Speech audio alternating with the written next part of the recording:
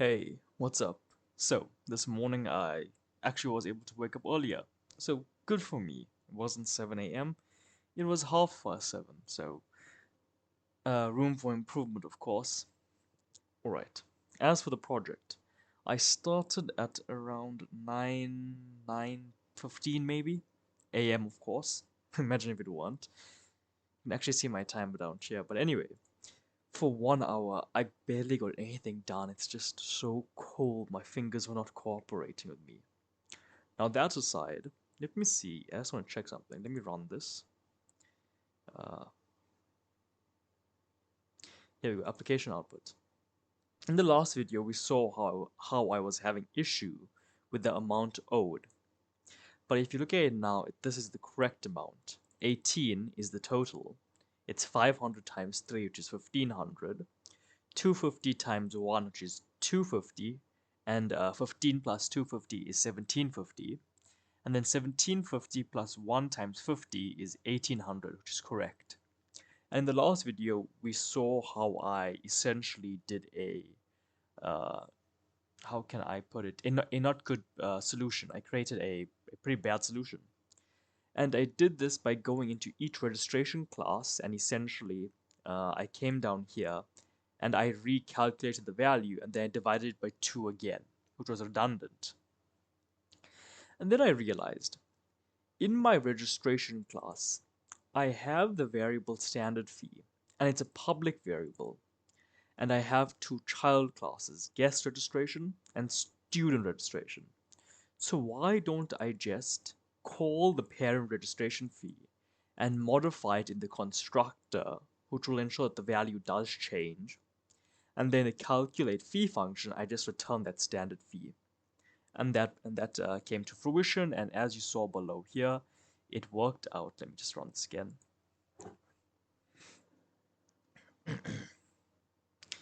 It worked out successfully, as we can see right here. This is the correct value, right? That's correct value. We have 3 people, 4 people, 5 people, 3, 4, 5. 1800 is our correct value. Apart from that, I also started working a little on creating the user interface, the UI portion. And I did this by creating a registration dialog class. Now, if you aren't familiar with Qt Creator or what's a Qt dialog, well, Qt Creator is an integrated development environment that helps you do two things mainly. For one, it just serves as an integrated development environment for writing C++ code. And secondly, it expands the functionality of C++ by using Qt Creator's built-in tools, libraries, functionalities, standards to get things done to create graphic user interfaces.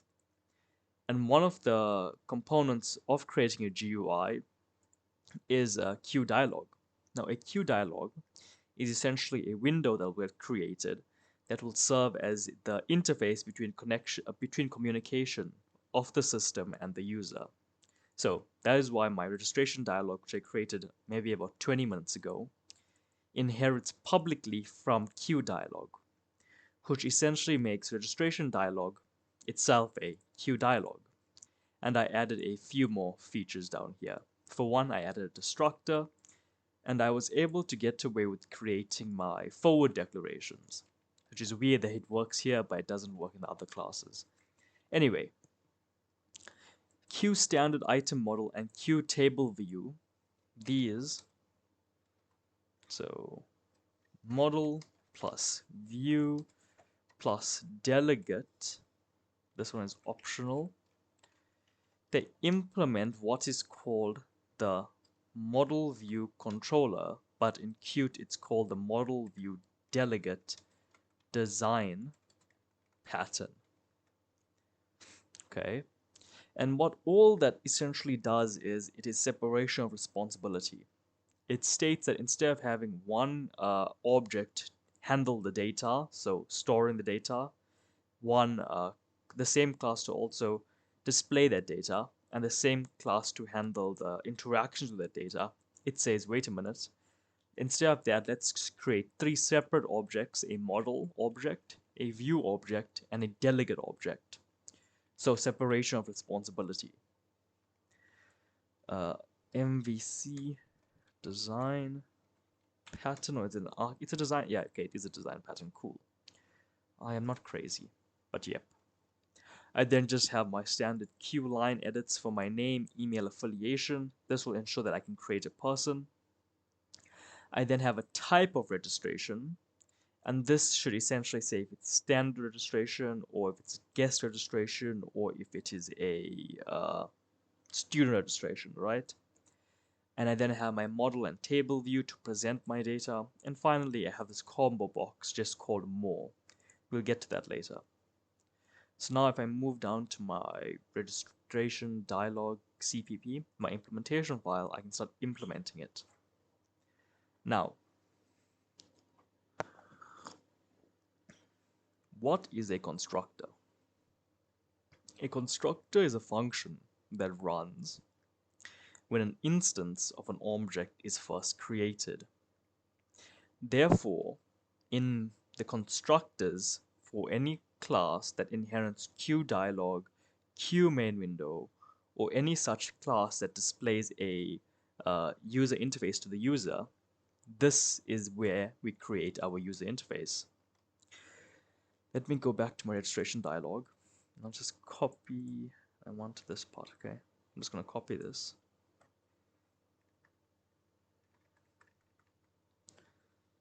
Actually, first I'm going to close all of these windows and make sure I only have the ones that I need running. This and this. Okay.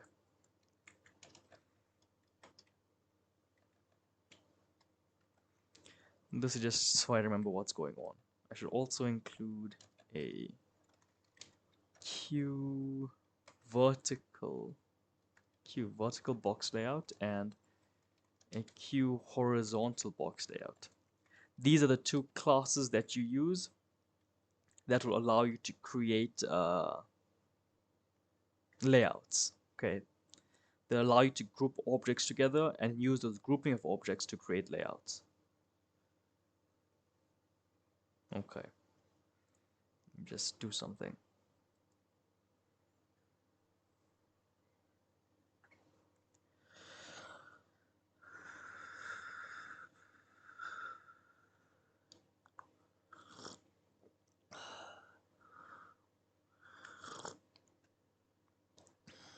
I also yesterday just completed working on a Python project that creates a flashcard game using the tkinter module.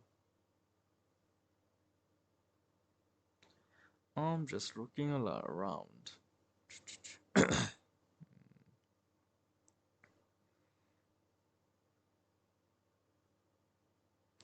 My ads went from singles in your area to affordable healthcare. Looks like the overlords of Google know that I am now grown up. I just want something to listen to while I code. What's something simple that I can listen to?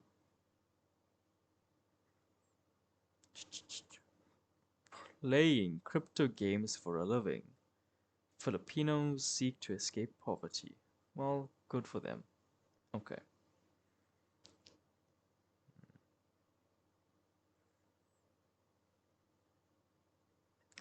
I'm just looking around and seeing what's going on here. Bankruptcy. JC Penney.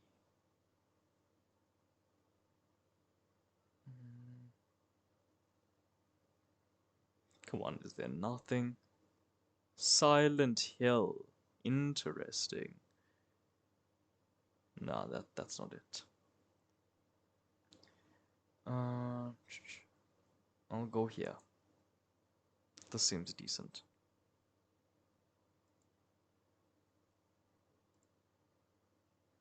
There we go. Okay.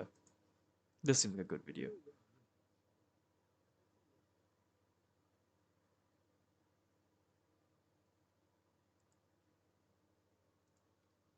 Okay. I will now start constructing my user interface. But first, T.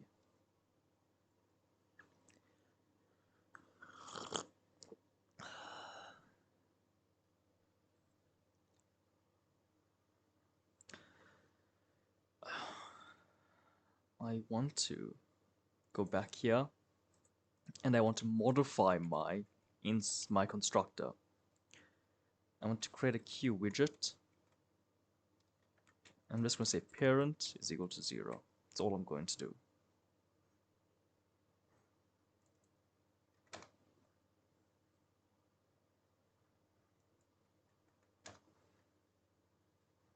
And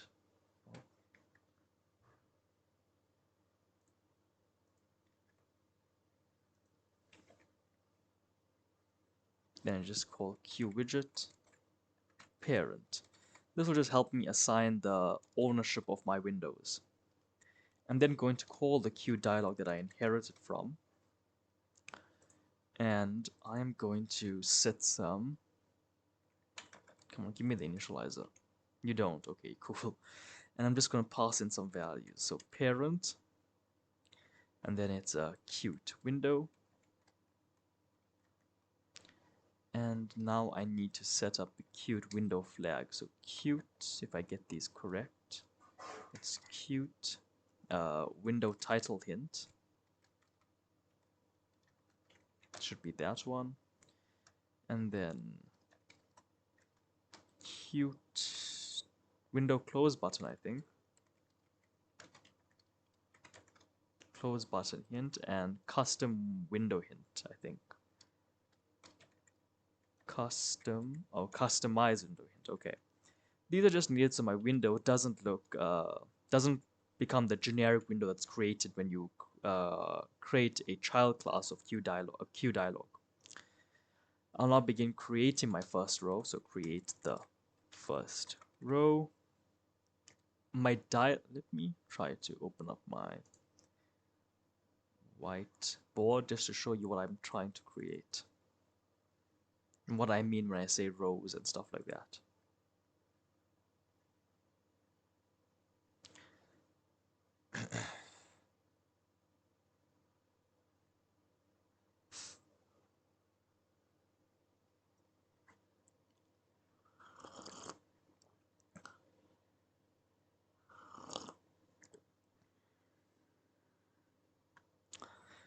Never before has my whiteboard app taken so long to open. I'm just gonna have to close you and figure out what's going on. Okay, come back.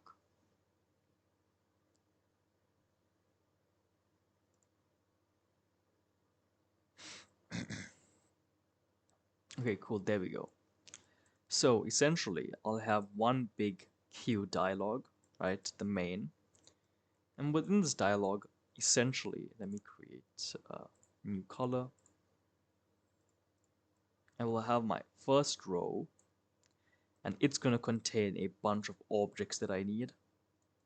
After that first row, I'm just going to copy this, duplicate, duplicate's not working. Damn. Okay, that's weird. Why isn't it working? Never mind. So that's going to be my first row. Underneath that first row, I'm then going to have another row. Okay, it's going to be much smaller actually. It's probably just going to be like that big, but it's going to be my second row. Okay.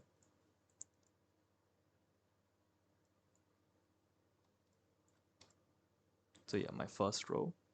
And then underneath that second row, I'll have my third row, which will actually be my table view. And it will occupy most of the space. All right. And then underneath that, I'll have my final row.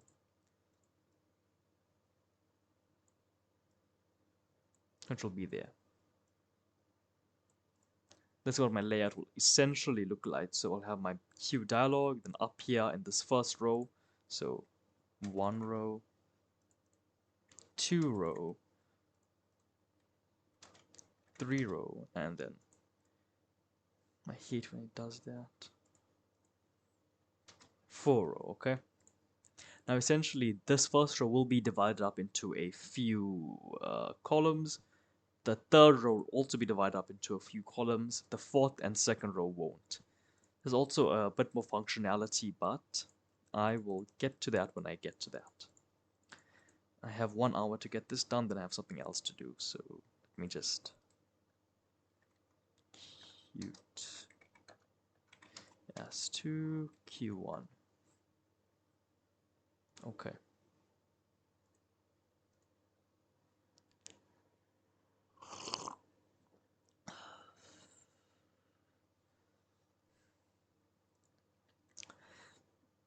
I should actually have more descriptive names now I think about it.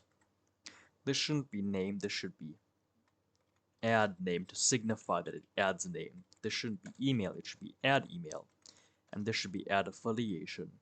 This should be type of registration, that's correct. Model table view, more actions.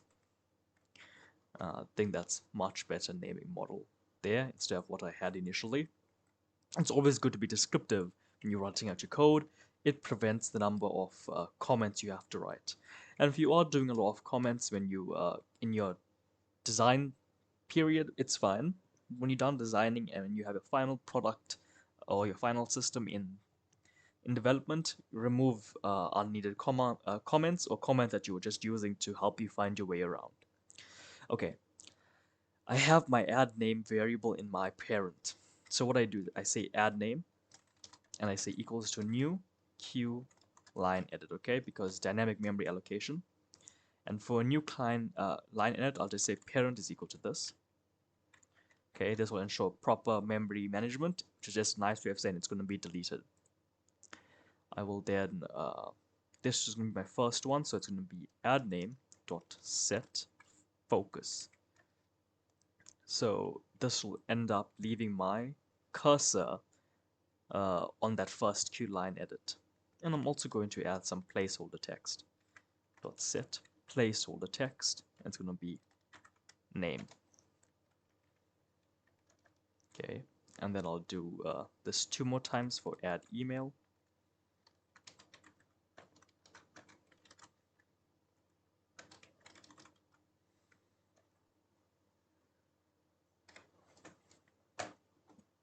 My disk is being weird.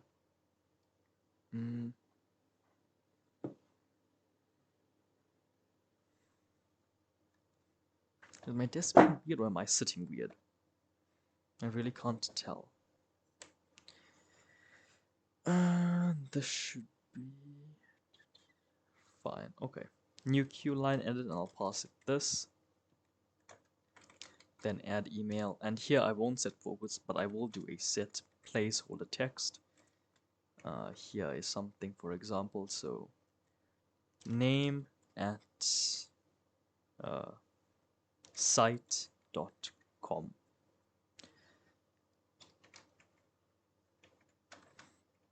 Get rid of that. And my third one is my add affiliation, so add affiliation, which is equal to new Q line edit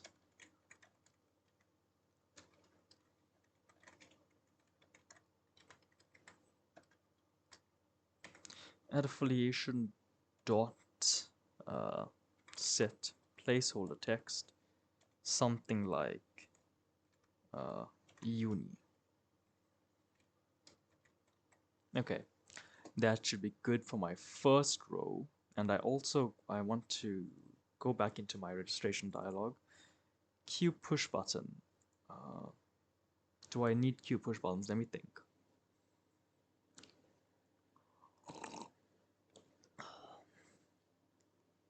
Yeah, I think I will actually have a Q push button. So Q push.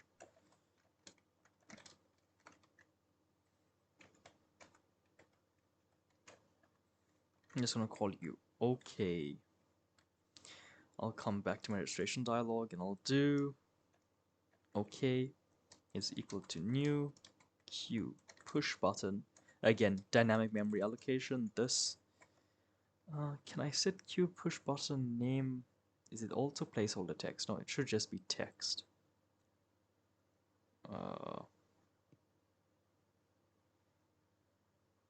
No, it's the first the name and then the parent. Yeah. First name then the parent. Okay, so okay. This button needs to do something when I click on it. So my first row, if I come back here, if I go back here, it's going to be divided up into my first queue line edit. No, that's wrong. My first queue line edit, then there'll be some space, and then my second queue line edit, then my third queue line edit, right? And then I add a spacer here, and I'll put that OK button at the end. And to do that, I need to add include. It's queue for queue spacer item. Okay, and I'm just going to leave that as it is. I'll then do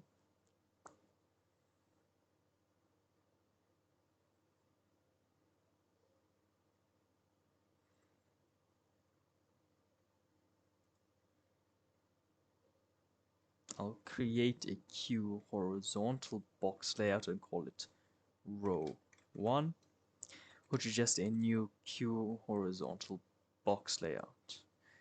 And you can see I don't need to pass it anything, therefore I'm just going to do that. And onto row 1, I'm going to add widget. And the first thing I'm going to do is I'm going to add name. I'll copy this.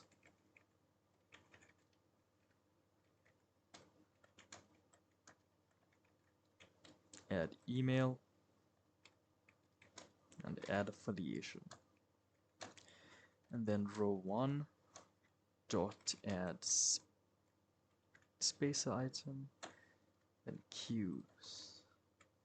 Spacer item, which takes in a width and a height. Or it just takes another queue space item.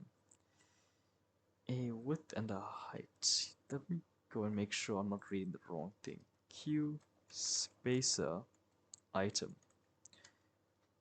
Okay, here we go. It provides blank space in the layout. Okay, I know that. It's so cold, dude. So normally you don't use this class directly.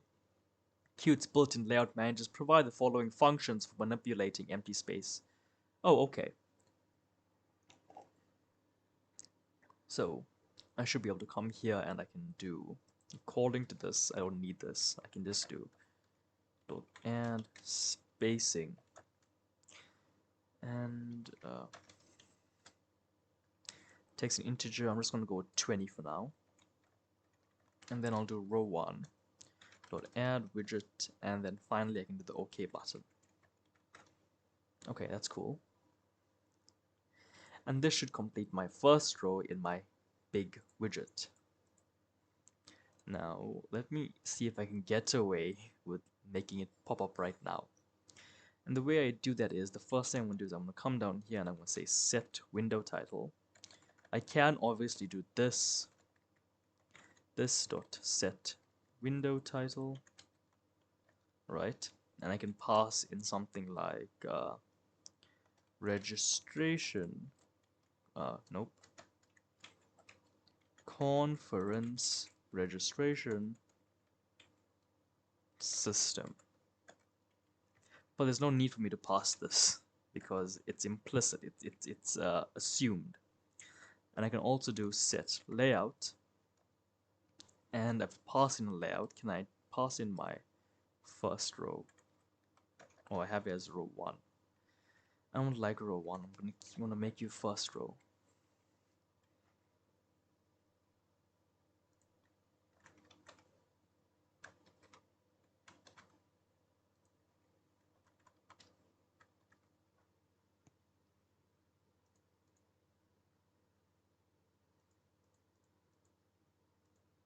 Okay.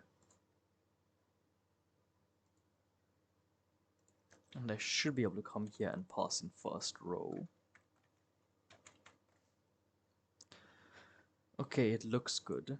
And if I come into my main, and if I include my registration dialog,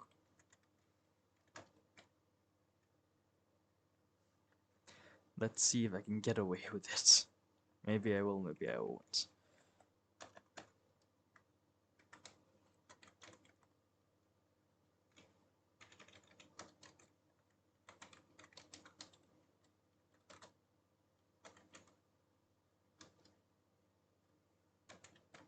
And then I can just do a dialog dot show. I may, however, have to call the parent here.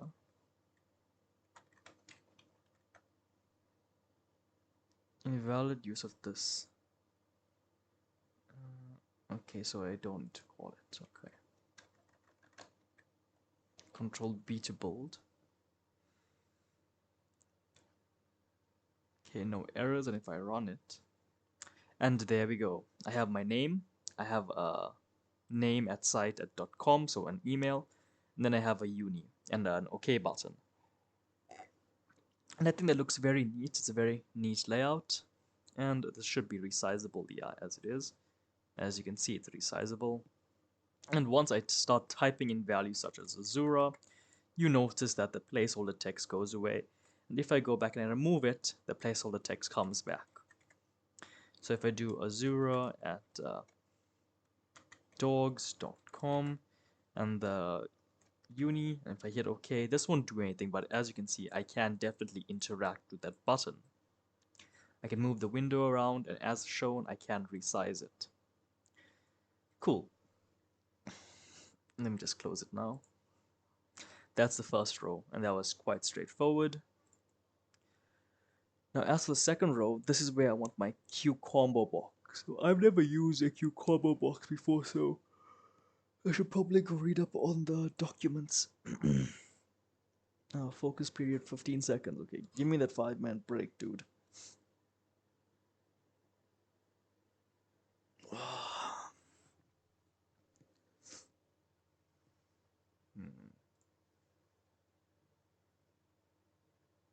Yeah, buddy, a 5-minute break. What do I want to do?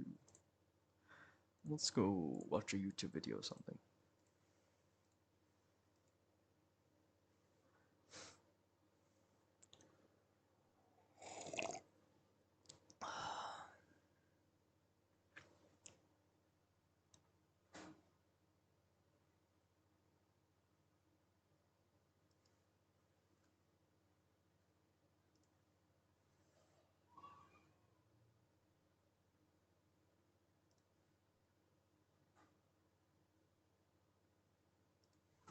Where's my phone?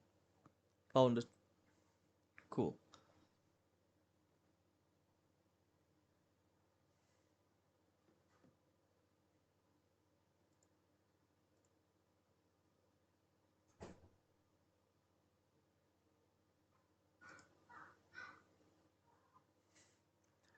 Let's see. Today, oh no, wait, today I'm going out. Damn it. It should be good, but here I am complaining about going out. What can I say? I'm a fan of watching horror movies and reading books. But now the boys want to get together and play some pool. I guess I'm going to play some pool today. Was Sinister 2 really that terrible? Yes. Yes, it was. It was horrendous. Streamer hasn't cleaned room since 2005. I was 4 years old. I also didn't clean my room in 2005.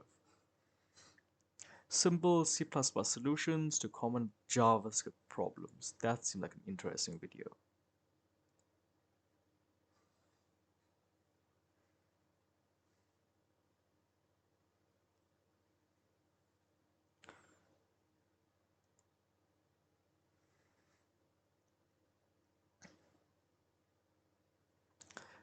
Let me check something. Maybe if question 2 isn't that much, I'll extend myself so then I don't have to complete question 1 by today. I can complete question 2 by tomorrow. Because what I did say was, let me come back here. I wanted to end this by the 6th, which means I should have started this question 2 on the 7th. And all for question 2 I have to do is extend the solution in question 1 to add another class named registration list writer that will produce an XML, so XML is extensible markup language, formatted registration list using DOM as follows. So using this. Note that the 2 dots means data has to be filled in based on the registration objects in the registration list. So I have to modify the GUI in question 1 to give the user an option to save the registration list, allow the user to choose the file using the standard file dialog, where the XML format, so where that format should be saved. It's obviously a lot less than question 1, and at most, I don't think I can. I mean, I do think I can get it done in a day. So, with everything else that's going on, so maybe I'll try to get 80% of the last part of question 1 done today, and then I can move on to question 2. I think that's a much better idea. Instead of me trying to get question 1 done